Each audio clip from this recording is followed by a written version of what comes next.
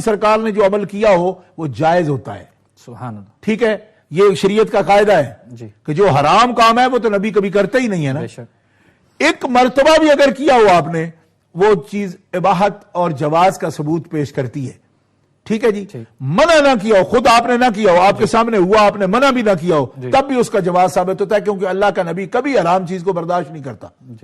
حرام کام ہو, منع عن ہو, جس سے روکا گیا ہے, وہ کام کیا جائے اللہ کے نبی کے سامنے اور وہ چپ رہیں, ایسا کبھی تصور بھی نہیں ہو سکتا. اللہ کے نبی فوراً ٹوکیں گے, بیان کریں گے, چاہے تو بغیر غصے کے کریں, غصے کے ساتھ کریں, جیسے ان کی مرضی ہو, اللہ کا حکم ہو, روکیں گے ضرور.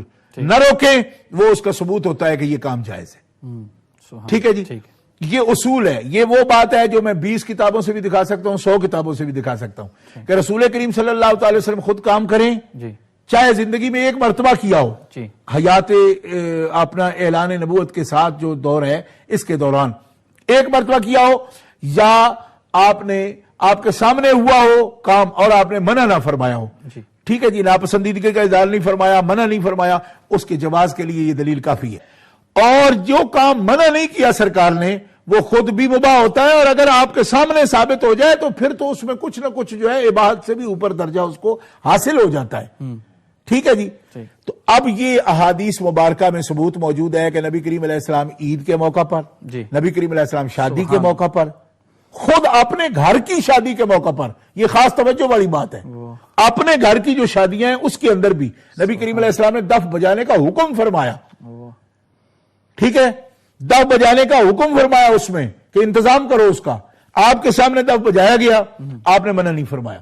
ام المومنین کے سامنے بجایا گیا, آپ نے اس سے منع نہیں فرمایا. تاکہ ایک صحابی نے منع کیا تو آپ نے فرمایا چھوڑو, عید کا دن ہے, کرنے دو جو کچھ کرتی ہیں, تھی بھی وہ لڑکیاں. اچھا, احادیث میرے سامنے ابھی میں پیش کروں گا اس پر. اچھا, یہاں ایک سوال کرتے ہیں لوگ. ایک بچی میری وہ بیت ہے, اس کا خامند بھی بیت ہے میرے, تو وہ بچی اگلے دن آئی تو اس کے بھی جو رشتہ دار ہیں کچھ وابیہ سے تعلق رکھتے ہیں, تو اس کے بھی ذہن میں انہوں نے ڈالا ہوگا بیچاری کے. تو مجھے پوچھنے لگی کہ پیر جی یہ جو انسٹرومنٹ بعض برتھڈے میں ہارمونیا ہے, فلانا ہے, فلانا ہے, تو یہ سب کے جواز کی کیا دلیل ہے؟ دف سے ہی لے جاتے ہیں یا؟ اصل میں لوگوں کے ذہنوں میں ایسی بات انہوں نے ڈالی ہوئی ہے. دیکھیے, اگر انسٹرومنٹ بجانا توحید کی بات, رسالت کی بات, شریعت کی بات, اس کے ساتھ بجانا, اس کو لوگ جو منع پر لاتے ہیں وہ کہتے ہیں حضور نے ڈھول کی آواز پسند نہیں کی. بھائی ڈھول صرف ڈھول ہونے کی وجہ سے تو حضور نہیں نا پسند کرتے. کوئی انسٹرومنٹ بھی بجایا جا رہا ہے جو کہ ذکر کے لیے نہیں ہے تو سرکار کیوں پسند کریں گے؟ وہ تو توجہ ہٹاتا ہے رب سے. لہو الحدیث کی تعریف ہی یہ ہے قرآن پاک میں. دیکھو نا, بری بات کون ہے؟ وہ چیز ہے من یشتری لہو الحدیث لیضل عن سبیل اللہ. لہو کی تعریف یہ ہے, کھیل تماشا وہ چیز ہے جو آپ کو رب سے دور لے جائے. ایک چیز رب کی بات کو زیادہ خوبصورت بنانے کے لیے کی جا رہی ہو تو اس کو لہو الحدیث کہنا یہ بالکل ایسی بات ہے جو لوگوں کی اپنی من گھڑت ہے. اچھا, دوسری یہ بات ہے کہ ایک آدمی یہ کہنے لگا دف کی ایک تعریف ہے, وہ کتنا بڑا ہونا چاہیے, اتنا بڑا ہونا چاہیے, دف ایک طرف سے ایسا ہوتا ہے دوسری طرف, یہ سب خارجیوں والی تقریر ہے. میں یہ پوچھتا ہوں کہ دف جو ہے اس میں کیا خوبی پڑی ہے؟ وہ بھی تو ایک انسٹرومنٹ ہے. تو ہر انسٹرومنٹ بجوا کے حضور دکھواتے. حضور لوگوں کو موسیقی سکھانے تو نہیں آئے تھے نا. سبحان اللہ. یہ کیا لوگوں نے رکھا ہوا ہے کہ اگر 10 قسم کا مطلب انسٹرومنٹ بجتا ہے 10 قسم کا حدیث میں ہونا چاہیے. دیکھو, ایک صفا کا چبوترا تھا, صفا کا ایک چبوترا ہے, اب بھی ہے, جس پر حضور پڑھاتے تھے. ایک کمرہ بھی نہیں ہے وہاں, مطلب حضور کے مدرسے کا ایک کمرہ بھی نہیں ہے. تو اس چبوترے سے جنہوں نے 400 کمرے, اور وہ بھی منقش, زکاتیں مانگ مانگ کے نقش ڈالتے ہیں, ضرورت کے کمرے نہیں بناتے, اس کے اوپر پھل بوٹے بھی ڈالتے ہیں. اگر ایک چبوترے سے 300 کمرہ بنانا جائز ہے تو ایک دف سے دوسرا انسٹرومنٹ کیوں نہیں رکھا جا سکتا؟ سبحان اللہ. یہ عجب مطلب ان لوگوں کا دماغ ہے. اور اس میں ساتھ محتمم صاحب کی اپنی کوٹھی بھی بنتی ہے.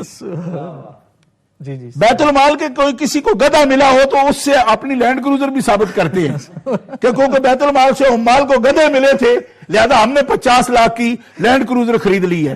تو بندہ خدا جب ایک چبوترے سے 300 کمرہ ثابت کر لیا آپ نے اور لوگوں سے مانگ مانگ کے زکاتیں نقش بوٹے ڈالیے ضرورت کے لیے بھی نہیں، حضرت اس کے اوپر پوری مینا کاری کرنی شروع کر دی زکوٰۃ کے پیسوں سے، یا تو ضرورت کی چیز ہو، مینا کاری بنائی ہوئی ہے اس کے اوپر، صحیح، نقش بنائے ہوئے ہیں، تو جو ایک چبوترے کی دلیل سے 300 کمرہ نکال لیا، تو دف پر کیوں اس بات پہ روکا ہے کہ دف ہی رہے گا، اس کے ساتھ ہارمونیم نہیں آئے گا؟ دف بھی تو ایک انسٹرومنٹ ہے نا، ذکر کو خوبصورت بنانے کے لیے۔ تو نبی اللہ بنیادی طور پر صرف رب کی طرف لوگوں کو راغب کرنے آئے ہیں، موسیقی سکھانے نہیں آئے کہ ایک ایک آلہ بجوا کر کے دستے گئے بتاتے کہ یہ بھی بجا لو، یہ بھی بجا لو، یہ بھی بجا لو۔